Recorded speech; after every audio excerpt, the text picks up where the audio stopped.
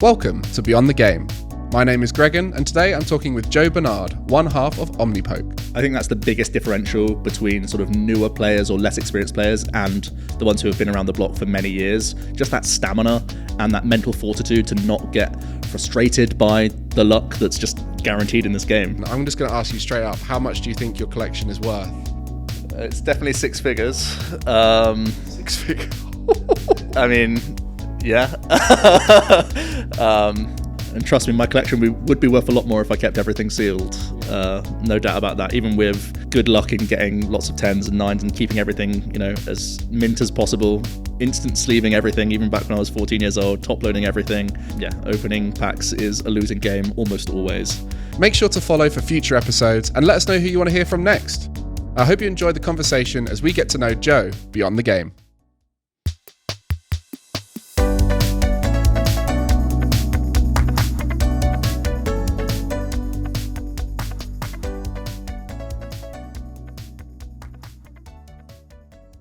Joe, you are a Pokemon trading card game expert, but you do all sorts of different things. You're a competitor, you're a caster or commentator, you're a content creator, and you're also a collector.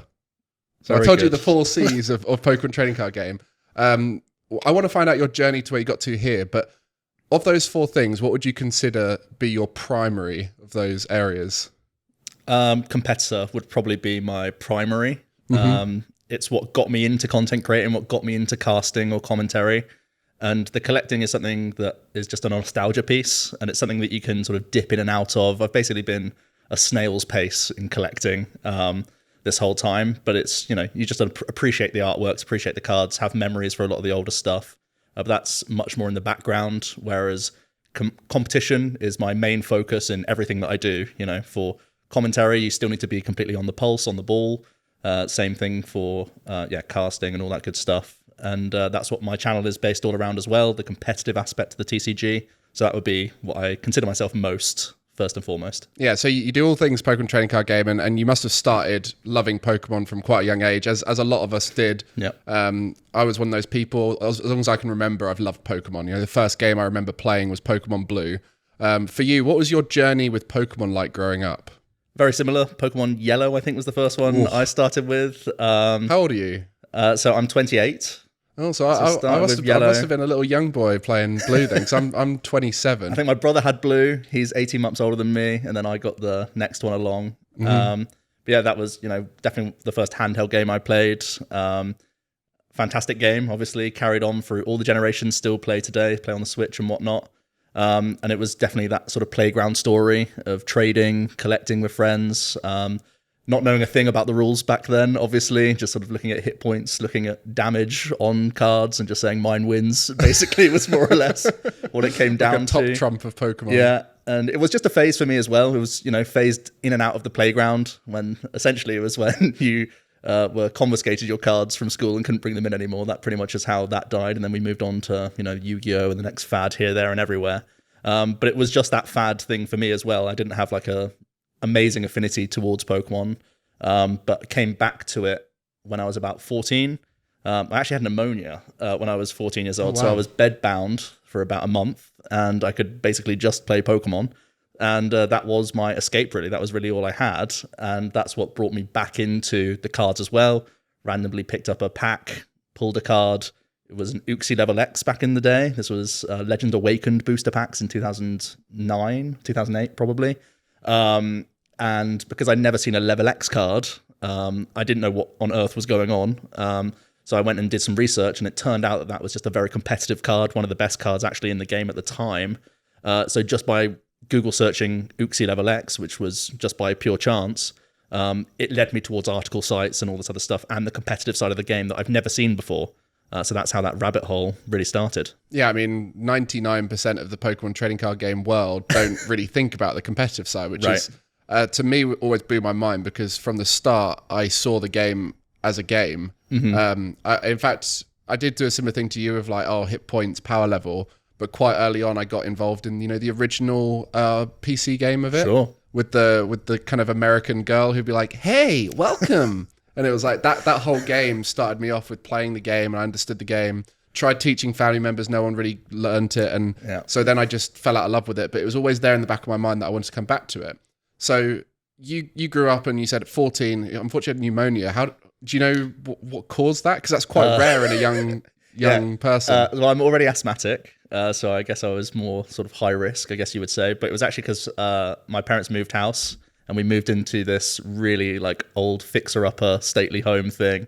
So it was because we were doing lots of building work, and there was just loads of dust in this house that I got from it. So yeah, just a awkward situation. Thankfully, completely fine now. Much less severe asthma as I've grown up. So yeah, just one of those things. Yeah. And it's one of the ways that actually got me back into Pokemon, which is a strange silver lining. But I just remember playing Pokemon Diamond and Pearl on the DS, basically, when I couldn't go to school. Yeah, and so you're around 14 here and you started to find out about the competitive scene. What were the next steps for you to start getting involved in the trading card game world? Unfortunately, there wasn't a lot near me in terms of leagues or anything that nearby. And I was quite, active as a young teen and whatnot. I played football, I did karate and stuff like that on the weekends. So it was really just playing online on Skype more than anything else. And that's where I met Jack. We actually entered an online tournament together where you would play with webcams on with the real cards. And that's where we met each other. And we were one of the only two people in the UK at the time. So we kind of just bonded over that. And basically I would just play against him for probably, I would say, about 2 years before I even went to any actual tournament. So I was actually fairly reasonable as a player when I actually started going to tournaments. I remember the first city championships I went to, I ended up winning and actually faced Jack in the final of this tournament, only like a 40 player or so thing. But as soon as I got that win, I was like, hey, I'm actually reasonable at this game, even though I've only just started and whatnot. So getting that buzz of winning, even though it is just a small tournament, it was my first sort of exposure to it. It just naturally led me down further and further. You get that little bit of adrenaline rush and see that you can do well in the game. It was like, well, I'm pretty much hooked from then on. Yeah, so Jack, you mentioned there your other half in Omnipoke, not your Yes. not your other half in No, relationship. not in real life. But you both run a channel together, Omnipoke, which for me was one of my main learning tools when getting good at the game at the start. You do deck profiling, you analyze new sets, and you give people ideas on what they should look out for. You also look at past and future tournaments and give insight into what to expect there. How has that content evolved from the start to where you are now? Because obviously now you're one of the most respected voices in the scene. You've commentated, competed, and all that stuff. So you the things you say, people listen and go, "Oh, that makes sense." Mm-hmm. But at the start, I assume you had to build it up from somewhere. So what did the content look like at the beginning? Well, the very first thing we did was a box opening. Mm-hmm. I was actually in my first year dorm at university, just opened a booster box. It was on my MacBook, so half the screen was just the trackpad and the keyboard that you could see. YouTube's come a long way. And it was very sporadic content. But really, this whole time, it's just been our progression. The channel is definitely showing that how me and Jack have got further and further into the deep end of the competitive scene. And I think, obviously, the transition to, I guess, what you would call the modern era or the cash era of the Pokemon TCG, where they completely revamped the pricing structure and also national tournaments went away. They became these international tournaments, tried to really change the whole season, really, for Pokemon players. That was when we sort of turned much more into that competitive deep end. We were, sort of casual competitive, I guess you could say, where we would, attend nationals and have enough, regionals in the UK and whatnot and cups that we would go to then being like, right, we want to do this most weekends, traveling up and down the country for cups, challenges, trying to get towards paid invites to world championships and stuff like that. That's when we sort of transitioned, I would say around 16, 17, when we got much more into the daily content grind, I guess you could say. That was the real turning point. Yeah, so you mentioned about traveling around the country. We actually met the first time when I lived back up in Sheffield when I was there for uni. I played at the local up in Sheffield, and we had a cup, which is about a 50-person tournament, and it's similar to the bigger tournaments in the structure, but more so, easier access to people because it's local, less points on the line. Prizes tend to just be packs, that kind of thing. You travelled all around the country every weekend to try and attend these because those points add up over time. Mm-hmm. With those cups, did you sort of sense a community forming within the UK as they started to happen more? Because you mentioned this new era of a modern structure. And that community now, how different is it now in Pokemon compared to back when you first started, when you were doing Skype tournaments? Right, yeah. So back in that sort of 15, 16 sort of time period, it was honestly, you would go to this hall somewhere, a town hall or something like that, and it would be the same 30 or 50 people in a room. You're just in a different area of the country. So almost always, apart from around 20 or so who were just local like you were, it would be this little core group going north, south, east, west, and basically playing each other every week. And so it was really interesting in terms of a gaming perspective, because you could pretty much identify what people were going to play. And Pokemon is definitely a game where you can try and counter and come up with other strategies just to beat specific archetypes in the game as it evolves. So yeah, it was a really interesting time. I've made some of my best friends that I'm still friends with today during those years where, it was the first couple of years where I could start driving and whatnot. And it meant that I was going to these tournaments every weekend, crashing on someone's sofa, preparing that night and then going in the morning together anywhere in the UK just for a smidgen of points and some packs. Very wholesome, but it's just for pure love of the game. And I think these days, there are larger scale tournaments, so it's definitely a different feel where you probably need to put a few weeks of preparation in. There's pressure on yourselves to do well, just because of how difficult it is to get an invite, even this season, for example. And, it's a really big prize this year to go to Japan, where it's never been before, for the World Championships in August. So it's definitely a different vibe. Previously, we could just have fun, do whatever we wanted, really. And if you were just capable at the game, you could still have a good day. If you just run into good matchups or whatnot, have good fortune. And that's just completely different in these large-scale tournaments where now there's 800-900 people. You need to be extremely lucky, as well as being very good, to have a very high placement these days. Yeah, so we've spoken about the local tournaments. Unfortunately, they stopped during the COVID period, and they're starting to come back soon, is what we've been told. Yeah. So now what we're focused on is these big events that you mentioned. They're really hard to do well in because there's so many people there. We're talking 700 to 1,000, and even in North America, it's going above 1,000 now. Tournaments. People, we mentioned about the regulars you see on the locals. We're now talking about regulars across Europe, the same 500 people from all of Europe traveling to these different cities across Europe, and some people even from other regions flying in. Yep. So the professionalization of Pokemon has sort of happened, and it's a slow growth now in the sense the numbers are going up, so therefore prizes are going up, therefore the opportunities to succeed are going up. But yet still the community is very much a part-time professional, semi-pro, or hobby that pays a little bit, or maybe even for some people, they're paying to enjoy their hobby to travel around the world. So this is very different to a lot of the guests I have in this podcast. This is a podcast about people who've made a career in gaming a lot of the time. But there will be some guests like yourself where you partake in a community which doesn't have the income structure to be able to make it your full-time job. What I want to hear from you is what does that look like for you and the community in terms of income, and how you can start to manage your life around a semi-professional hobby that can make a bit of money? Yeah, a really great question. It's actually really tough trying to balance both. Honestly, for myself, it means that I've kept 2 jobs that I can keep, clock in, clock out sort of thing. Don't have to bring stuff home, don't have stresses of other things, because my focus will be the Pokemon trading card game as soon as I get home. And that is where I will commit most of my evenings and nights, just either playing Pokemon or talking about the game or anything like that. And for me, I've tried to make content creation a way for me to afford all this travel. I basically myself and Jack started the channel together, hoping in the ideal sense it could allow us to travel places, and that could be part of the income. And that's definitely been helpful, especially with commentating. It's allowed me to go to all sorts of places across the globe for Pokemon to talk about the game, where I never would have thought I would have been. Australia, Latin America, some fantastic places. In terms of weekends and stuff like that, it's a real big cash sink. You're basically throwing away your money, right, to play in these tournaments, not just actual registration, but you have to pretty much, front up hotel, flights a lot of the time. Obviously in the UK, we're flying everywhere, basically. And you have to go to, in Europe, you probably have to go to I would say 6 or 7 would be the minimum for this season to try and have a realistic chance to go to Japan.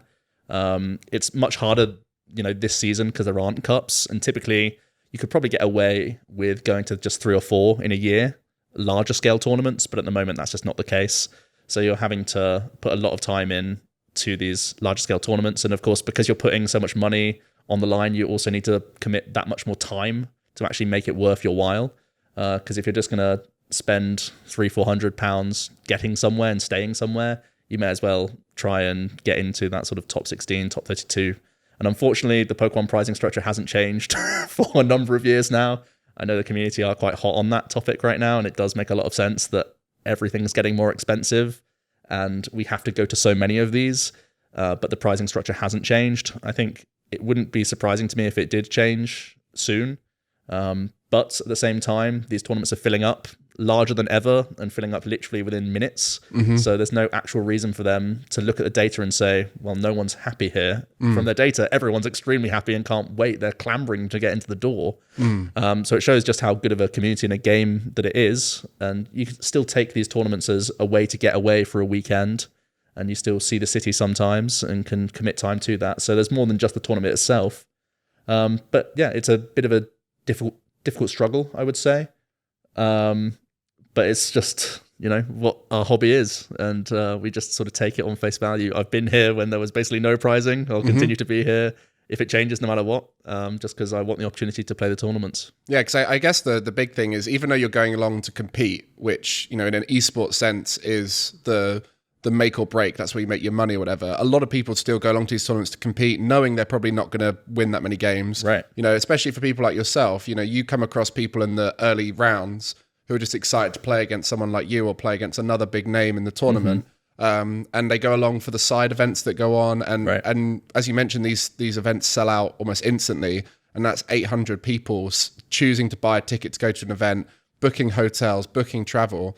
You mentioned about how many events per year. You said around 7 would probably be enough to convince yourself that you've given your best chance to make a Worlds invite. Right. So let's talk a little bit about the structure, because in esports sense, there's all sorts of different structures, but I love the structure within the trading card game scene because I think it's much more scalable when it comes to people who are doing it as a job and people who are doing it for hobby.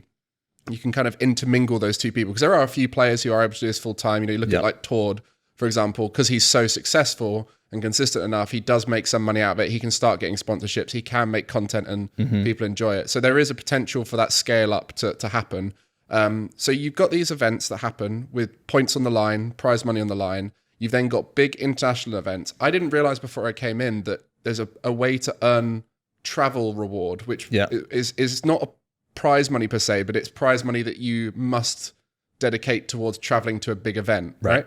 Yeah, so either Pokemon will sort out your flights and hotel for you, or you can choose to take a stipend and then you sort out your own accommodation and travel, which most people choose to do on average. It depends how it works out. Definitely if you're getting a travel award for your own region, like if you were to get a European travel award, you would definitely take the money, right? Because it's so easy for you to sort out your own accommodation and whatnot.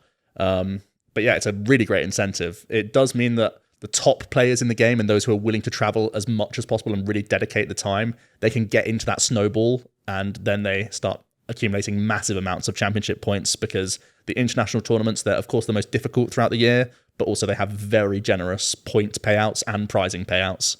So if you really want to do well in the Pokemon trading card game, you have to be attending the international championships. And surprisingly, Oceania and Latin America, they have lower amounts of players entering them than a lot of regional tournaments. And regional tournaments have far less payout, right? So it's a no-brainer if you want to maximize your chance of getting to the World Championships, getting a day 2 invite to the World Championships, which is, let's be honest, the real World Championships. You have to win a whole tournament just to be entered into the tournament, essentially. To actually get that day 2 invite, the internationals are so integral for the serious players. And you said the snowball effect. So an international event that you get invited to through the travel stipend, for example, you then earn the points at that event to get the travel reward for the next event. So you can start like accumulating those points. And if your season starts off well, you have massive incentive to keep going to everything, because you'll get paid trips to, all over the world. And that's going to be huge for you. And then you end up, if you've done well enough throughout the entire season, even getting a paid trip to the World Championships and that day 2 invitation, which is so important because it actually is the way that you win the tournament at the end of the day. The World Championship is quite different for Pokemon trading card game. It's 2 different events, essentially, where you can have different layers of an invite to the World Championships. It's the only tournament in the year where you have to be invited in the first place. But there'll be a number of people who enter day 1 of the tournament based on a certain threshold of championship points earned throughout the season. And then if you have, at the moment, as you have a maximum of 2 losses in that first day of competition, it can be 8 or 9 rounds typically, to then progress into the day 2 of the competition, where there will be around, I would say, the top 100 or 150 or so from all regions who have achieved championship points to be within that group, who start fresh. And you can play a new deck to this tournament. And again, you need to have an absurd record to make it deep into the World Championships. You can probably only afford 1 loss and 1 tie. And this is against the best players in the world, where, of course, variance comes much more into effect, I would say. Yeah, honestly, even if, because that's a lot to take in. Like even for me, I'm still kind of learning the structure and how it all works. But like the bottom line is you play a lot of games, and ultimately in the trading card game world, the best players still come out on top. You know, we mentioned, I mean, Tor just beforehand, people like yourself, you know, these top 30 players that you consistently see making top 32, top 16, top 8. And it's very hard for newer players to break through, even though in theory it's a card game. So they should, if they play it well, they should be able to get the variance. How much skill is there in Pokemon trading card game, which, you know, for the average person, they might just think, oh, I'm shuffling cards and drawing off the top. So, well, if I draw the right card, I win, right? Yeah, it's definitely the question I get all the time from aunts, uncles. It's just top trumps, right? That's always the one that I hear. It's a really difficult thing to quantify, and the game can be in there are different levels of RNG that come into play in the Pokemon trading card game in different eras of the game as well. Right now, I would say we're in quite a high variance area of the TCG because we have very fast games where they're probably only 4 or 5 turns a lot of the time. So it really is important to have good starts. So a lot of the deck building is sort of taken away from you because you just have to maximize copies of the good cards that get you into the game, into your deck, and everything else is secondary because of just how fast the game has become, essentially. So a lot of the skill that could go in before a tournament, you know, the testing that you put in and the decisions that go into the deck that you play, that's basically restricted at the moment to roughly like 6 cards, 10% of your deck, I would say, that you actually have sort of creative license over, because most of the time you just need to slot in the guaranteed cards that get you into the game in the first place, which is a shame. And I do think that coming into the new EX era with Scarlet and Violet is very promising, because we're going into a more one prize focused format, which typically means that there will be longer games, more turns in games. So it's much less of a did I hit it or did I whiff it off the amount of cards I've dug into my deck that turn, because it's so punishing in the game right now where we have cards that can give up half the game's worth of prize cards. That's the main way to win in the Pokemon trading card game. And if you just whiff something and don't hit off a certain amount of cards that you draw in a turn, you're just dead in the water. So that is a bit of a shame. But yeah, there's a lot that can go into strategizing before a tournament, before you've even sat down. And then there's a lot of in-game play where you're trying to navigate your own hands. A lot of it is statistics-based. You're trying to give yourself the best chance of doing an action in a turn, or you're trying to hedge between a couple options a lot of the time. So you may outline the best direction or the optimal turn for you, but also sort of hold yourself back on certain things just in case things don't go your way. So you still have a backup strategy on the same turn. So yeah, risk management. And risk management, one of the big things I think not enough people were speaking about when I came in, and I sort of applied this from esports, where I've seen long tournament days really affect players in a high-paced game like Rocket League. And, you know, just playing a local tournament where it was 5 rounds of Swiss into a top cut, I was exhausted at the end of that. And I made so many mistakes in the semi-final and final of that tournament compared to what I was making in the first rounds. And at these big events, you know, you're not only in a very loud hall, you know, you're not at your typical home environment. You know, there's not easy access to food and drinks. You know, you might not sleep as well because you've just traveled to a new country in a hotel. Might have been all night testing the night before. And then you've also got to play all these tougher games, which get tougher as you go on. You've got to play 9 rounds of Swiss on the first day, another 5-6 rounds of Swiss the next day. And then you've got the top 8 kind of thing. You know, does the fitness for competing in trading card game, like the mental stamina and the lower mistake threshold of a top player, do you think that's a big factor when it comes to these big tournaments? I think that's the biggest differential between sort of newer players or less experienced players and the ones who have been around the block for many years. Just that stamina and that mental fortitude to not get frustrated by the luck that's just guaranteed in this game. You can't get around it. You can do your best to limit the amount of times it will affect your deck or you throughout the day, but it's going to happen. So just trying to take things round by round, the old cliches that you've heard from the top players, it's absolutely the right thing to do. Try and navigate yourself out of bad or low win situations is always a thing. Also, time management is a massive skill in the TCG, especially at the moment with best of 3 60 minutes or 50 minutes a lot of the time. It's very difficult to get those games in, especially if you know your opponent is playing a deck that has a longer game strategy. You have to always incorporate that. So a lot of people can get so focused just on the cards and the actions that are happening in front of them and not thinking about the actual game theory of how do I maximize my points in this situation?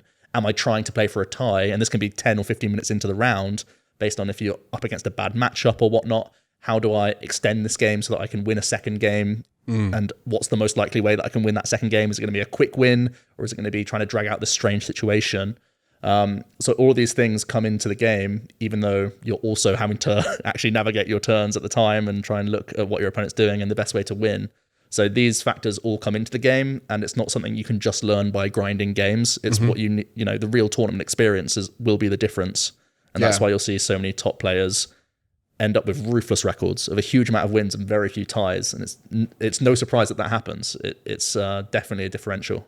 Yeah, I mean, it's mesmerizing to me that you can play 9 rounds of Pokemon in a day and win all of them, right? Because, like you said, there is variance in it. So a lot of these top players are able to consistently play with the luck. But let's take a pause from talking about the competitive scene. I think it's hopefully quite interesting for people who don't know much about the trading card game world. We'll get a little bit more back onto some of the challenges with being in the trading card game world and talk a little bit about your collection as well and commentary. But we'll take a moment to ask about your top 5 games of all time. So I ask every guest this. I'm excited for this one because I feel like we can have a good old chat about Pokemon. Actually, my last guest that I had on, he brought up a Pokemon game. He said Pokemon Shield was his favorite Pokemon game. I'm interested to hear which Pokemon games you'll be choosing because that one riled me up a little bit. It's a bold choice. I don't think it's going to be my favorite one. I would say if I'm going to choose a Pokemon one, I'll just stick to one to have some variety in our top 5. I guess I have to say Pokemon TCGO, I guess, just for the sheer amount of time I put in. So the trading card game online. So it's been out, 10 years now? Yep, over 10 years. And it's the main place for testing, for your content, online tournaments now are a big part of the community. So I guess from a career point of view, it's been massive. And it's the pivoting point in content for everyone, not just myself. It's made it so easy, right? You just screen capture what you're doing. And previously you had to have a friend and play with in person and have a setup like this, which not many people have, right? So opens that gateway, really, PTCGO. So massive for the community and everyone, really incredible. And it's really important for everyone involved. And PTCG Live, the successor, a lot of people are worried about that because it's not looking up to scratch, which is a shame, but hopefully they can work that out. So PTCGO probably is my Pokemon rep in my top 5. I feel like you could go for another Pokemon game if you wanted. I could, but there's a lot that I want to talk about. I'm not trying to change your mind here. I just want to talk Pokemon, okay? Yeah, okay. No, go ahead. Okay, so I would say Mario Kart 64 is the first game I think I've really interacted with ever, or at least that I have memory of. Like I said, my brother is 18 months older than me, and this is a big part of my personality is that I'm extremely competitive, ruthlessly competitive, and unhealthily competitive, probably.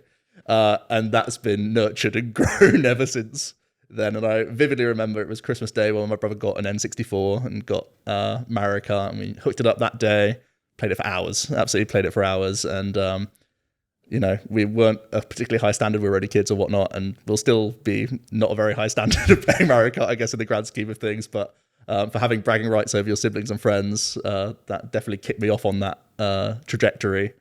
So Mario Kart is one that I look back on really, really fondly. Yeah, 64 is a good game. I played the game a little bit. I think if you've come from the modern era of Mario Kart and gone back and played you'll hate it. It's awful. But if that's the first one you played with, you probably thought this is incredible. Yeah. What an incredible game design. That was back when 2D was only really possible. And so to have a game that felt 3D despite the 2D pixelated artwork, it was amazing. Yeah. I think the DS is probably a better game, to be honest. But I think 64 is the one that... The Wii version is the one that tends to come out on top amongst a lot of people. Wii's a lot of fun too, because a lot of people have good memories of that, and the mechanics of the game were pretty good. But yeah, DS for me was similar. That was my favorite. Yeah, I remember doing a lot of DS time trials and stuff that. So. And also the challenges in that one were great. You know, all of the different smart... It kind of reminded... Did you ever play Smash Bros. Melee? Mm-hmm. And they had the 50 challenges that you could do. And it was just really creative use of a game that didn't have much scenarios in, but to use those. And then that was the same thing with Mario Kart DS. They managed to create scenarios that felt immersive and like you're in a real world rather than just a racing track with cars. Yeah, go faster each time. Yeah. So definitely a nod to Mario Kart. It's a classic party game even to this day. People will whip out the Switch and whatnot and will still play it. I would say... One of my favorite things, and it's sort of a new genre of gaming, was Dota Auto Chess. Bringing auto battlers to the table was massive for me. You'll already know, but many people know that I love drafting. And this is essentially drafting, but in a gaming sense, where you're building up essentially like an army to fight against someone else. And there's a lot of strategy based into that. And this was where I started getting into sort of like that Discord era for the first time. And we still have that Discord basically that we made so that we could play Dota Auto Chess among friends and whatnot. And that was also going into COVID, really. It was that sort of time period. And then we went on to Golf with Friends and Among Us and all that other stuff. So it all started with Dota Auto Chess, and so many auto battlers have come out since. I've spent a lot of time playing Battlegrounds on Hearthstone and stuff like that. So I would definitely say Dota Auto Chess was something that I really, really loved. Yeah, I love that. So that's 3 there. You got PTCGO, the Mario Kart 64, and Dota Auto Chess. What are the last 2 then? So I'll go for RuneScape. Old school RuneScape is something that I played as a young teenager, put a lot of time into RuneScape. Definitely a big part. Even at university, I got back into old school RuneScape, and just it's a time sink of a game. There's no way around it. So the amount of time I've put into that game alone probably just has to be in there. And they're still creating new content for it all the time. So that's definitely a fantastic one. Did you have the paid membership, or were you a free to play? Of course I had paid membership. Yeah. So I was a free to play. So my username came from my RuneScape account. Way. So that was the first game that I played under the name Gregan, which then became Gregan later on. But I was a free-to-play player, and I was only free-to-play because my parents wouldn't let me buy a membership. And I convinced myself that I'd still have fun doing it. But every single day I'd zoom out, look at the map, and be like, there's so much to explore. I want to see the world. 3 cities. Yeah. But an amazing game. I think it really set the tone for that sort of, massive multiplayer RPG, MMO. So that kind of game for you, I can imagine you min-maxed a lot. You'd find a way to, as efficiently as possible, get what you needed. Yeah, I mean, I was similar to you, where I was kind of just running around doing newbie things when I was a teenager and whatnot, and wasting a lot of time just wandering around doing stuff. But when I came back to it at university, that's when I'm like looking at all the guides and optimizing your way to play and grinding and whatnot. But yeah, it's still a huge time sink. A lot of the time you're just there wood cutting or fishing or whatever. I don't know why I'm still doing this, but you get a little pop-up in about 3 hours time. So brilliant. Yeah. Then number 5. And the last one will be Dragon Quest, another JRPG that isn't Pokemon. Really do love Dragon Quest. And I guess if I had to choose one, I would say Dragon Quest 9 would be the one that I look to. Just for great replayability, great story, and just a real wholesome game, I think. Well, the thing I see connecting a lot of those, except for Mario Kart 64, I think that one's more of a nostalgia one, but you love the numbers that make up games, right? So you probably do the research into what the back-end numbers look like. You min-max things, you try and optimize things. Is numbers and maths the way your brain really thinks? Sort of. I mean, I'm a bookkeeper at work. that is my job. So yeah, definitely mathematical and also very obsessive. When I get into something, I go all into something. So really do like to put time into things. Obviously, I played the FIFAs, the Call of Duties, that sort of thing. Great time. And love playing online. Definitely an experience back in the day. But to really sink your teeth into something is something that I really enjoy. Yeah, I mean, I can see a lot of similarities there with me. I did a talk in my sixth form at school. We had to do a talk to our form group. My talk was the maths of Pokemon. Oh, yes. Where I went through all the formulas and explained how they all worked. But anyway, enough about your top 5. I want to find out, what is your single greatest gaming achievement ever? And typically people relate this to their career. You know, it'll be something they've done career-wise. It could be just an in-game achievement, but I'm interested to know where you go with this. For me, it's not really difficult. I would say commentating the World Championships in London. was massive. It was always a pipe dream for me. The World Championships was always in the US. They always picked US casters, so I never thought I had a chance. I'd been commentating for years and never even had a look in. So when it came to London, when they announced it even in 2019, I couldn't believe it. I thought now there's a small smidgen of hope that it could happen. Then COVID comes, it's shut down for 2 years where I have to wait to actually see if I even have the chance to commentate at the World Championships. Eventually I was chosen, which is just an incredible experience, and really so fortunate to be able to do it. And to commentate the finals of the World Championships with a teammate, with a deck that I helped construct, winning the entire tournament, just like it ticks so many boxes, and it was fantastic to do. Yeah, I was there. I got to see it, and what a stage as well. Like the whole event was incredible. Oh, yeah. And seeing you and Wasi commentating that final, you know, I've mentioned it to you before. When I wanted to get into commentating Pokemon trading card game, in my mind, sorry Wasi, but in my mind I was like, I would love to be Joe's co-caster, because to me, just talking to you and asking you questions about Pokemon, I feel like there is no question related to the TCG I could ask you which you wouldn't be able to give me some kind of answer to. And if you didn't know the full answer, I'm sure you'd go away and want to find out, because that's the way your brain works around this game. So watching you in that final setting, I feel like you always answer the question or see something that we haven't seen before, well before it happens. And actually, I've spoken to you a little bit about my casting and things I can work on, and the things you'd recommend. Right now, though, you're competing. So you're not committing to the commentary route. And we mentioned about how this isn't a fully professionalized scene. It's very tricky to go fully professional in it. If there was a world where they could say to you, for this full year, we guarantee, here's some income, here's a chance for you to commentate all the ICs, all the European events, go to Worlds, would you take that and give up competing? In a heartbeat, I would. Yeah, it's just, unfortunately, communication isn't the strong suit of Pokemon, and you basically just get an email fly into you when they want you for a tournament. But there's, it's all single contract based. There's no obligation for them to choose you again ever. I've been fortunate enough to do a number of the international tournaments, but I never expect myself to be there. But it means I can't plan anything. And it means that looking at the Japan World Championships, I'm playing right now so that I have that backup plan of, if I'm not chosen to commentate, I'm still in Japan so I can play. So I'm still trying to get that invite right now.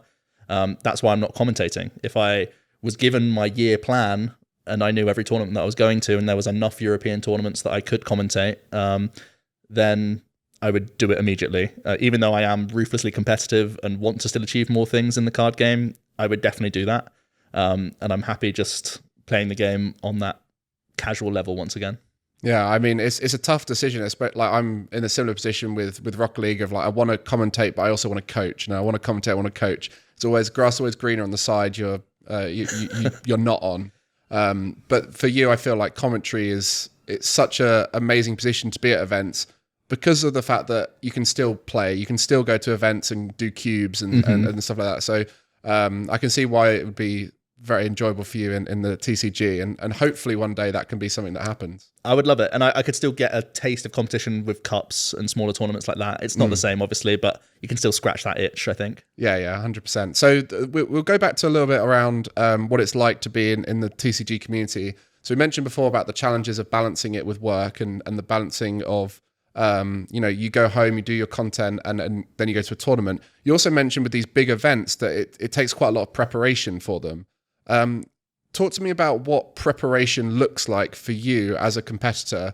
Let's just say for the upcoming Liverpool tournaments happening. You don't need to reveal any secrets about what you're doing, but we've got a tournament coming up. I think when this goes out, it'll have already happened. So hopefully you've done well. But for that event, you have a team that you prep with. What does that preparation look like? A lot of the time we'll look at previous tournament results. Most top players will be looking at the previous tournament results to see what was successful, to see if there's any adaptations to decks, because there's a lot of variety that can go into even the same archetype, the same style of deck, and just adding in one or two cards in Pokemon actually can drastically impact matchups. So it's really important to know what to expect going into a tournament. You can even break it down to how many times in a day or over the 2 days I'd expect to see a deck.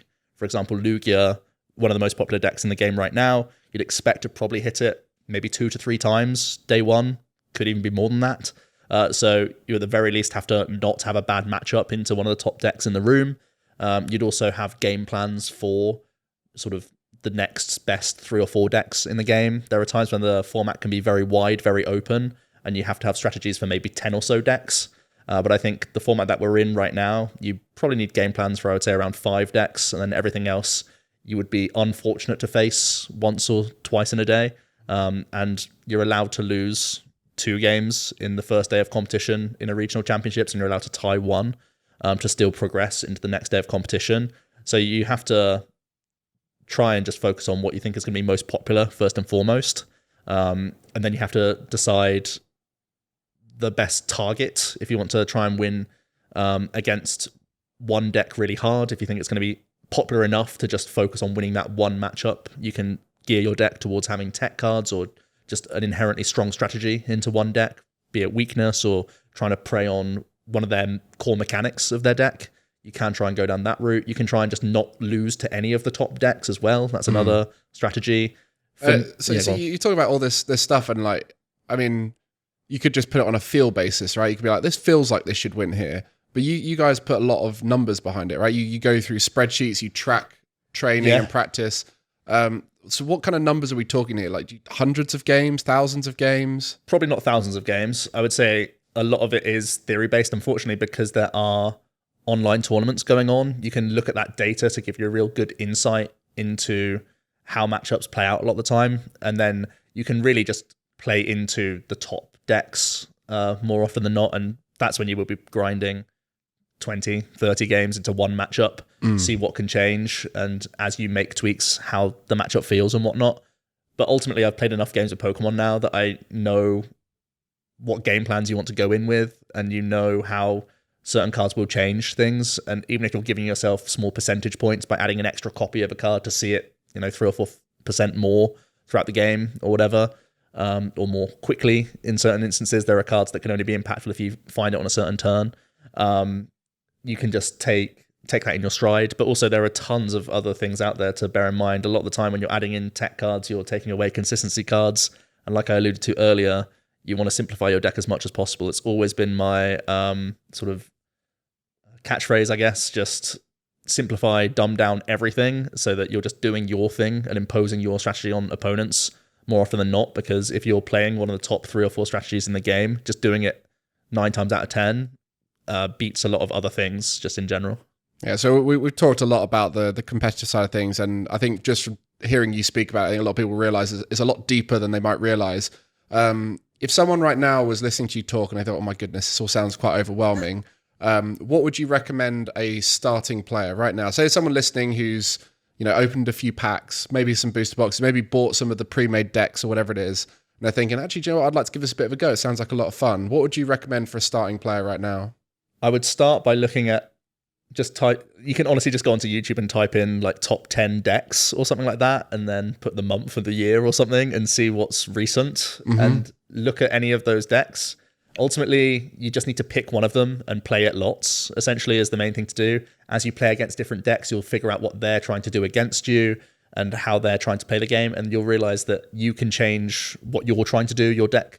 In Pokemon, a lot of the time, your deck's trying to do the same thing over and over again, but you will make changes in what you're trying to do, in what order, especially, based on what you're up against. So see why you're losing, see why you're winning, and sort of take that on stride. I think the newer you are, the more games you need to play. You need to experience things, you need to feel it for yourself.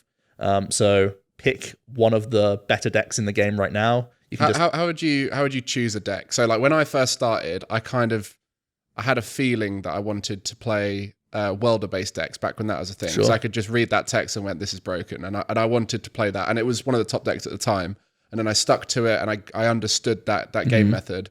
And then it made me realize down the line that I quite like box decks, ones where you've got lots of one-ofs in a deck and then you pick and choose them. So now I like the Inteleon line. This is a whole load of gibberish for anyone who doesn't know Pokemon. So I like Inteleon decks because you've got a box deck of trainers, essentially. So I realized I like that over draw, because I get very frustrated when I draw 3 cards off the top and it's not the cards I need, even though that is a very viable way to play the game in Pokemon. So if you're a newer player Do you suggest just picking a deck at random, or maybe if you like a certain type or whatever it is? How would you choose? That's why I suggest like a top 10. I think some things will stand out, like you said, Welder stood out to you. And if you're coming from other card game backgrounds, there'll be things that will catch your eye and immediately you'll start looking at. But it would be good to jump around a couple of decks just to play 5-10 games or so. If one sticks, then just dedicate more time to that. If you're jumping straight into the deep end and want to actually do well at a regional, you probably need to play that same deck a lot and over a number of tournaments to start seeing any kind of success with it. That's why I sort of suggest just stick to one and hang on to it. And then you mentioned PTCGO, Pokemon Trading Card Game Online. So you say go and play online with it. Definitely. And then another thing would be theme decks as well. Just start off, like, get used to the game. Like that's the core mechanics of the game. Yeah, get used to the core mechanics. Yeah, definitely. That's how you learn the rules of the trading card game. I wouldn't spend too much time on theme deck format because it's actually quite different to real life Pokemon. It is, because Pokemon in real tournaments, you get to access so much of your deck. And it's so different to theme deck format where you're happy to see a draw 3 style card, which would just never be played in standard format. So you actually get to access your deck constantly in standard format. So you're making a lot more of the decisions, whereas a theme deck is making it a lot of decisions for you because you can only play one or two things from your hand and you don't have much else to do. So certainly learn the core mechanics of the game through a theme deck, or league battle decks, I think, are a better step up. Some of the more recent products that Pokemon have come out with, that's a closer to standard style experience where you're still learning. Those would be the things that I would suggest. But yeah, grinding lots of games essentially would be it. Yeah, so a league battle deck, they're brilliant for starters. You know, it's got all the cards in it you need. In fact, as an experienced player, I know a lot of people just buy the league battle decks anyway, just because they've got so many of the cards they need for a good value. For sure. So league battle decks, you're then thinking, do you know what? This online thing's not quite getting my fancy. I want to play in person. What's the step there to try and get in person? Because flying to, like, obviously Liverpool's close to us, but like flying to Warsaw, which was a recent regional, quite a commitment for a newer player. Yeah, there are still leagues, even though that you can't earn championship points. There are still plenty of grassroots tournaments that go on, and just for fun most of the time, or just for a handful of booster packs, even though there aren't championship points on the line. There are plenty of card game stores around. Almost all of them do Pokemon. So going there midweek, going there on a weekend, that's how you start integrating yourself and getting a taste of playing up against other people. And naturally, you'll meet people who are probably deeper into the community than you if you're there for the first time or whatnot. Or you can meet new people together and start learning together as well. And obviously, sort of joining that hive mind, getting integrated into the community is going to be more fun for you than just sort of doing it on your own. But also, you'll start harvesting information from other people who have been there and done that with other decks, or have other card game experience, and can make you start thinking about the game in different ways that you haven't quite yet. Yeah, so the competitive scene is, you know, there's so many places across the country. When I moved here to London, first thing I did was look up what's the nearest shop, and it turned out it was quite close, and it's one of the best in the UK, so I was very lucky with that. But for some people like yourself, you're in the middle of nowhere, so you don't have that walk to store that you certainly not walk to. No. I think I'm about 30 or 40 minutes away from the nearest place to me. Yeah, so it's not always easy, but yeah, have a little look for that. And if not, siblings are a great opponent sometimes. Try and just force anyone you can to learn the rules with you. Yeah, there's quite a few kids who play with their parents as well, and then they go along as a duo to a tournament where the parent plays, gets knocked out early, and then they support their kid through the tournament. But enough about competitive side. I think a lot of people who'll be listening will know about collecting Pokemon cards and will be very aware, especially with the recent boom with the whole Logan Paul stuff. You know, you've done some content with Randolph as well, who's one of the UK biggest content creators around collecting cards. You yourself have quite a lot of Pokemon that you've collected, and they're all graded up. And you know, you as a person love the numbers, and I like to think you've valued your collection. I'm just going to ask you straight up, how much do you think your collection is worth? It's definitely six figures. 6 figures. I mean, yeah. I don't want to give a real number, but I have to insure it for a lot. It's costing me money to keep it. But yeah, I mean, this is a project I've had for, again, 14 years. And you've been collecting before the big boom, so the value has shot up since. So I literally have opened packs that are worth more opened now when I bought them when they were full the contents of the cards were all still there for empty booster packs of the cards and boxes and stuff like that. So, so the actual like the packaging of the packet is worth more now than the sealed product with the cards in it was when you bought them. Yeah. So how long boxes that I was opening that cost like £100-200 or so are now in the 15,000-16,000 range. So I was very lucky of when I got back into collecting. So when did you start collecting? Again, this is probably still around 2008, 2009. 2008 and 2009. And you were focused around Wizard of the Coast cards, the original ones? Yeah. So you've got a lot of the original, like, do you just talk through the collection that you got? What kind of things? You've done a YouTube video where you've gone through your collection. Sure. I've looked at a lot of it myself. Is that the original base sets and so on? And what specifically were you collecting? The entire Wizards of the Coast era is sort of my main graded collection, I guess you could say, where I'm trying to get one of each holographic in mint condition or better. So is that 9? Is that PSA 9. PSA 9. And 10s. I would buy 10s if they were cheap enough, or if I sent in cards myself and they received a 10, I would keep them. So I've got a mixed 9-10 sets between base set Shadowless all the way up to Skyridge. It's very close to complete now, actually, as well. So and it's probably getting harder as well because things are getting more expensive. Yeah, it's getting a lot harder. I have to really pick my moments to buy cards these days. But no, it's something I'm very proud of. And obviously my collection has all sorts of other things just from collecting over 14 years. I have a lot of Japanese cards as well. Have a lot of newer age cards as I've opened new stuff this entire time. Sold basically none of it. So I just have full arts of all and level X's and EX's from all these different eras this entire time. And I enjoy the grading aspect. Initially, it was because pictures on eBay were so bad that I couldn't tell the condition of a card. And if you would buy a card just to fill in a binder slot, and it was worse condition than something you open from a pack, you don't want it, right? It looks a lot worse. It stands out. So back then, that was when I liked graded cards. I could see, this is saying it's a mint condition card. That's why I'll get it. So I was into graded cards quite quickly as well. I would say within a couple of years, I was into grading when it was still very, very young, I guess, as within the Pokemon hobby at the very least, where not many people were doing it. So sent a lot of cards off via Ludkins, which is no longer a thing, but also graded gem in the UK. Great sort of ways to send your cards. And been doing it again for many, many years, and it's really grown the collection. Yeah, and you mentioned about how you've been in the competitive scene for a while and you still keep all your collection. So you have binders full of competitive cards from Modern Era. And I mean, hopefully later on after this, we'll get to play some old popular decks. But you also like to have decks built and cubes as well, which we'll talk about in a sec, of the old era cards from I want to say better eras or eras that you preferred. Sure. Where you would get, like, I assume you went for the World's decks, so the best decks from the World Championship. And you build those up and you have them all ready to play. A lot of that stuff, it might not have the same value of the collection, but to you, what do you see as your favorite part of your collection? I do really love the World Championship decks because they have that replayability aspect to them. You're actually using the cards kind of what they're intended for. And obviously I'm a competitor as well. So a lot of the years I will hark back to of really enjoying certain decks or having played certain decks myself, even at the World Championships. So I do really like that aspect. But again, I've got binders as well, just flicking through binders, looking at different artwork. Fantastic to see.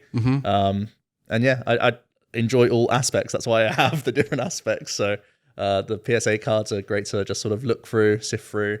The World Championship cards are cool as well. Yeah, and through a mutual friend of ours, Alex, who we'll be seeing a bit later on, he mentioned how organized you are with your stuff. So we mentioned you like your numbers, you're a bookkeeper, you've always been very theoretical, logical with the way you describe things.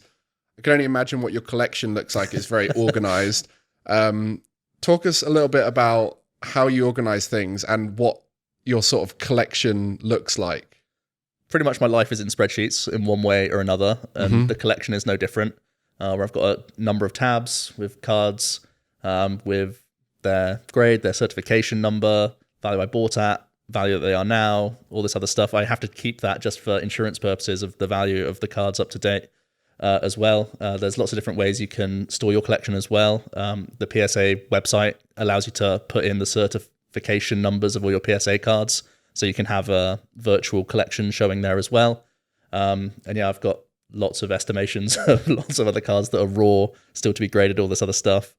It is fairly organized, but there's still a lot that's sort of out of place. And I do have to, get lost in the weeds looking for cards here and there still. But yeah, I spend a lot of time sifting through cards. That's just how it is. I don't know if this is too personal a question, but do you think there is something about the way your brain works that is particularly different because of the way you've acted around Pokemon and everything? Because that kind of level of organization and I don't want to use the word OCD because I'm not trying to diagnose don't worry, you can use it. Yeah, but like, have you ever explored that around the way your brain works and how it might be different to others? Not particularly. I mean, at university I did psychology, so I am quite introspective and quite aware of some of my own habits and whatnot and the way that I think, I guess. But I've not really looked into the OCD side of it too much. I'm sure it does come into play with how it's helped me be a competitor. In some aspects helped me with my collection and whatnot. But I just think keeping organized is pretty logical. It just seems to be a thing that you should be doing if you're looking after this stuff. And it's worked out pretty well. Yeah, very logical man. And one day I'd love to see the collection in person. You can come down. Yeah, no problem. I'd be interested because I mean I've always loved the original Pokemon. I'm like the classic story. I had all the stuff and then gave it away. I've kept a few bits and bobs, but I didn't look after them well enough back in the day. If I were to sell my cards, it would be one of those grimy cards that you described, not in a PSA slab. Probably less than 5 on most of my things, and probably some of them are fake. I'm going to be honest. I don't even know for sure. In fact, one of the cards for the collectors out there who might be aware of it, the Lugia with the Elemental Blast. I can't remember which set it's from. The Neogenesis. I have one of those. It's completely battered up, but I know that that's a very expensive card if it's graded well. Sure is. And I just wish I had. Yeah, I mean, Neogenesis, it's expensive because it's one of the hardest sets to grade. That's why it's super expensive.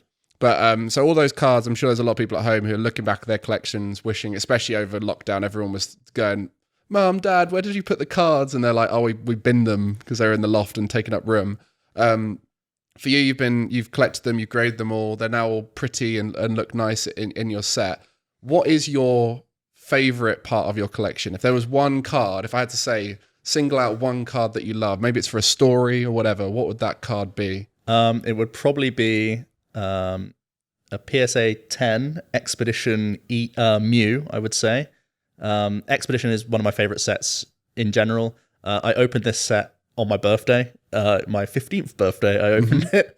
And the e-reader sets was something that I never collected as a kid. I was already sort of out of the phase by then, or phasing out, I guess you could say. So I didn't really have any e-reader cards. So just seeing that difference in border and how the cards looked, and the artworks of Expedition is just fantastic. The Expedition set is great because it has all the starters in there. It has Mew, it has Mewtwo, and then it also has the Gen 2 starters in there. So many great cards within that set. And it's just a fantastic artwork of a Mew, and it's a high grade, which always is nice. It was one of the first cards I sent off to get graded and encapsulated because I realized that these were sort of special.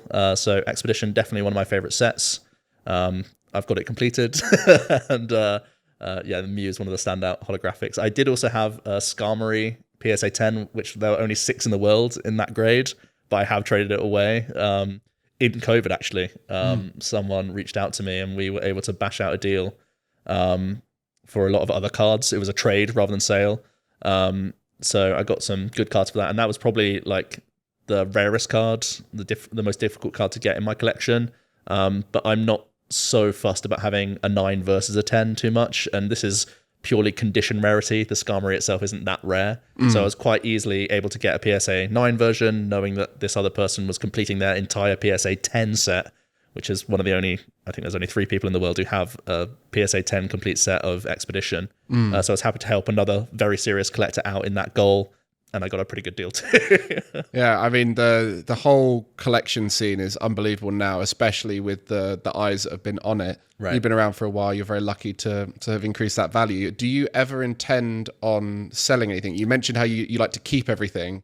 So I do imagine you're sitting on a gold mine if you wanted to. Right. But I don't think that's really why you do it, is it? Honestly, COVID was one of the most stressful times for me because I started having that dreadful feeling of actually thinking, these are at values that I may never see again, at least for another like 10 years or so.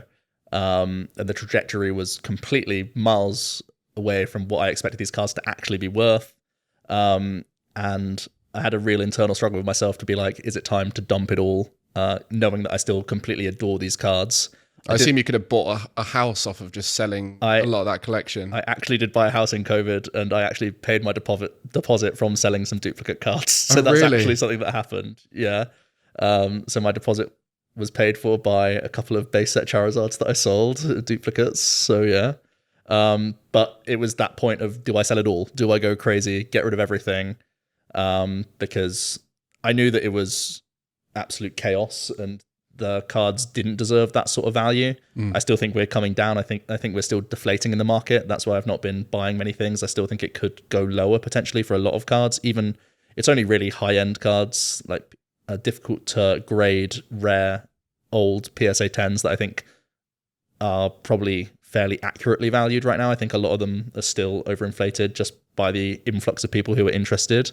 But maybe that's my skepticism and cynicism because I've seen them at such low prices for many years and many other people haven't had that sort of interaction and they value it in a different way to me. Because I understand that I am still in a bit of a minority situation. But yeah, I had many sleepless nights throughout COVID thinking about this collection. And even if I was to sell everything at a high price, then the effort and the work of me getting things back would take years to sort of reaccumulate the cards, even if I could get a good deal on them or, make money from selling and rebuying and whatnot. Yeah, because you could have sold at the boom and then rebought. Yeah, and I knew it was chaos. Yeah. I knew it was absolutely mad. So you knew it was going to peak and then go down. So you very much could have just sat on that that mindset and rebought your collection back and just made profit. Yeah. So I sold probably a tiny amount of cards and only duplicates, never selling things that I didn't already have or couldn't get back easily.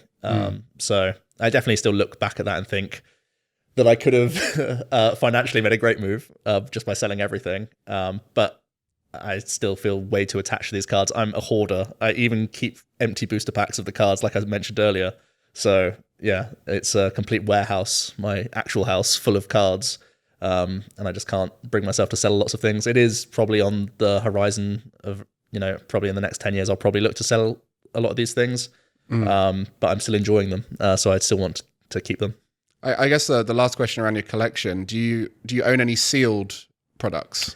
That's the biggest mistake I think I've ever made. I've always enjoyed opening everything. I've heard through a few of our mutual friends that you are one of the worst people when it comes to wanting to open packs. You'll rip stuff to shreds. If people don't tell you to not open something, you'll open it before they get a chance. Yeah, I just love opening cards. I mean, it's one of the most fun parts about collecting and playing the trading card game. I think I literally only have things. I've only been able to keep things sealed that when I know what cards are in them. So like boxes of theme decks or World Championship boxes, I've got sealed. But if there's a chance, if there's a lucky dip, I'm looking at that pack up there even. Got a little pack here. Yeah. I want to see what's in there. I want to have that rush, that buzz of getting a good pack every now and then. What was it you said? You said there might be a Charizard in that. That's the first thing I said, right? Yeah. So yeah, I do love tearing into packs, and it's definitely a favorite pastime of mine. Yeah, I guess the reason why I asked that is because one of the first things I got told when I first started getting back into Pokemon was through a friend of mine, iBallistic Squid, who's a Minecraft YouTuber back in the day. He bought 2 base set boxes just before the big boom. And he was like, well, these are the best things to have in a collector space because they're only ever going to go up in value because every single day there is a chance someone else will open one. Right. So the numbers go down. So all the while you've got one, you're guaranteed for it to be more rare. Yeah, the direction's all down. Yeah. Whereas the other side is true of cards will go up in numbers as things get opened, but equally the quality of those is unlikely to because even pack fresh is hard to get a 10. So that's why 10s are so rare. Right. The idea of getting a 10 of a 20-year-old card now is really tough. And so the interesting thing for me is those people who do collect sealed products and how they hold back from opening them. Never been able to myself. But I guess there is that is a very much the non-collector mindset. That's this is money I'm sitting on rather than this is a fun hobby that's got all these intricate cards. Yeah. And trust me, my collection would be worth a lot more if I kept everything sealed. Yeah. No doubt about that. Even with good luck in getting lots of 10s and 9s and keeping everything, as mint as possible, instant sleeving everything, even back when I was 14 years old, top loading everything, not letting them see the light of day. This entire time, opening packs is a losing game almost always. So yeah, keeping things sealed, it's the smarter way to go. But it's not the way you appreciate the cards, you know? If you want to actually look at the cards, you got to open the packs. So what, to you, does a Pokemon card mean to you? Like, if you look at a Pokemon card, what does it mean to you? It depends. I mean, I'm looking at all aspects of it. I'm enjoying the artwork, but I'm also looking at how it could interact in various formats, the standard format, cube format, old format, all that good stuff. So sometimes I can have memories pertaining to the card, but it encapsulates a lot, to be honest. So the graded cards you look at as art, I guess. A lot, yeah. And then you've got the newer ones where you look at the text and you try and sort of see the value of the text. Right. And then you said you also appreciate just the artwork of general cards. So when you're opening those packs from a big set, you're not just looking at the ones which you know are competitive, you're appreciating all of them. Yeah, I would say so. Even modern era packs, there's still some fantastic artwork and new artists being introduced all the time with different styles. And they're doing a great job over the last few years of adding, full art cards and the trainer gallery and whatnot. The new technology of what they can do with a card now is incredible. So there's a lot to like in modern collecting as well, and that's also something that I do. So yeah, you mentioned all the different formats, so we'll briefly touch on that because you're a big fan of the cube format, and I got a chance to experience my first cube in Stuttgart. I was shocking, but that is expected. It's not the worst I've seen. You gave me a tough cube. So within Pokemon, you've got the standard format, which is the one which we've spoken about a lot of, the competitive one, and people go to tournaments. There is expanded, which allows you to use cards that have rotated out of the standard format, and it can be quite a chaotic format, and one that a lot of people don't like because of how little is in your control if the other person goes first and stuff like that. But then we've also got these extra formats. So there's Gym Leader Challenge, which is created by Andrew Mahone, right? Yep. Over in America. And then there's also the cube format, which is common across all trading card games, which is the idea that you have a box of cards that you draft, and so you pass little piles of them around in a group, and then you take one out each time, and you make your deck out of that. Why is it that you love this format so much? Firstly, for any cube, that pile of cards that you talked about, the person who's made that pile of cards has done it specifically to create a battle experience that is possibly their favorite way to enjoy the trading card game. So you have a lot of control over what cards are going to be drafted from and what can be used. So it then dictates how the gameplay is going to feel, right? So it can be drastically different to the standard format. They could try and throw in lots of draw power, lots of powerful attacks that are cheap and efficient to have a real quick back and forth. Or you can try and throw in lots of cards that have a really slow, grindy pace of play. So the person who's created a cube can make the gameplay feel between players however they want to. Can even theme it around the Pokemon themselves, right? You could do like a Gen 1 cube, or you could do a based off of the Sword and Shield era cube. Exactly. You can do it all sorts of different ways. Yeah, so there's that element, but also the drafting part of the cube is also a massive part of the fun for me. When we did our cube, I noticed there was this, right, I've drafted now. Oh, now we have to play. we did the whole drafting process. Everyone had a great time. And then the moment we had this pile of cards which you had to make a deck out of and play, everyone was like, right, I'm done now. Yeah. So there's so much more strategy within that drafting element. That, again, it's similar to almost like that preparation you put in before a tournament of the TCG. That aspect and that time and thought that you've put in throughout the draft will then influence how you do in the games a lot of the time. So there's just so much depth in drafting in general that you can sink your teeth into that adds to the fun before you even sit down and play the games. And I think it's always fun when you sort of battle your wits against someone else and see what they've come up with and where the draft took them in terms of what they've seen throughout the draft, which is obviously going to dictate what they end up playing, but also how they value cards against one another is something that changes within cubes, and for different players they'll value cards very differently. So the drafting element is just so addictive and so fun and so varied as well, because the element and the nature of drafting, there will be things that combinations that come together that you may not have seen in the last 10 times that you've played this same draft. So it also has a lot of replayability. Yeah, lovely. I mean, the limits of Pokemon are very, very few. You can do whatever you want with it. I think the standard format is definitely the place to go for beginners, but I still haven't sunk my teeth into GLC. I do watch a lot of videos around it, and I really enjoy watching it. But I just haven't got the cards to play it. I'd love to give it a go at some point. And like I alluded to earlier, we're going to have a chance now to play some old formats. So there's a lot of depth to it, and I appreciate you sharing all the information, experiences, and talking about your collection. I think collection for me was mind blowing hearing some of the stuff there, and I guess a little bit of fortune around the timing. So there could be someone out there who's collecting another card game, and the card game died 2 years later, and they got unlucky. Right. So very fortunate with that, and appreciate all your experiences that you shared. But to me, I've got to ask one final question to you, Joe, which is, what does gaming mean to you? I've listened to your podcast a lot, so I've actually had to pre-think about this. I couldn't really think of anything too clever or ingenuitive, so I just thought time sink was probably what gaming is to me, because I go head first. When I enjoy a game, I will put all of my time into that game. So that's what it is to me. Lovely. Well, thank you very much, Joe. And I'm excited for this Pokemon session tonight. But I'm sure everyone at home will be will be doing their own little research into how they can get involved. And I'm sure I'll get you back on at some point. Thank you very much for having me.